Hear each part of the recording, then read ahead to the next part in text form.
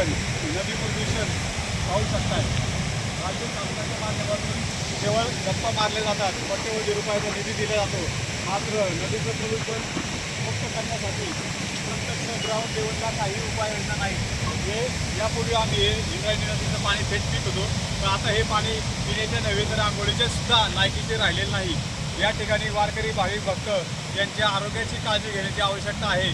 राज्य शासनाने केवळ निधी देण्याच्या घोषणा केलेल्या आहेत, प्रत्यक्ष सांडपाणी थेट नदीमध्ये सोडण्याचं काम आणि पिंपरी चिंचवड महानगरपालिका थेट मैला मिश्रित रसायन मिश्रित सांडपाणी इंद्रायणी नदीमध्ये सोडत आहे आणि या महापालिकेवर देखील पिंपरी चिंचवड महापालिकेवर देखील प्रदूषण नियंत्रण मंडळाने कारवाई करण्याची गरज आहे। जे संबंधित घटक कंपन्या असतील, उद्योग असतील, व्यावसायिक असतील, जे नदी प्रदूषणाला जबाबदार आहेत, अशा सर्व संबंधित जबाबदार घटकावर राज्य शासनाने तात्काळ या नदीच्या प्रदूषण केल्याप्रकरणी कारवाई करण्याची आवश्यकता आहे।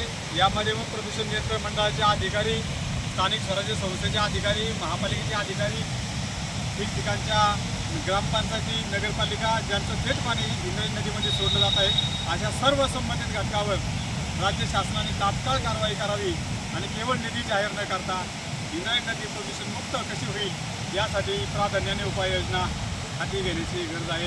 ही आळंदी आणि पंचक्रोशीतील भाविक नागरिक यांच्या वतीने मागणी होत आहे। धन्यवाद।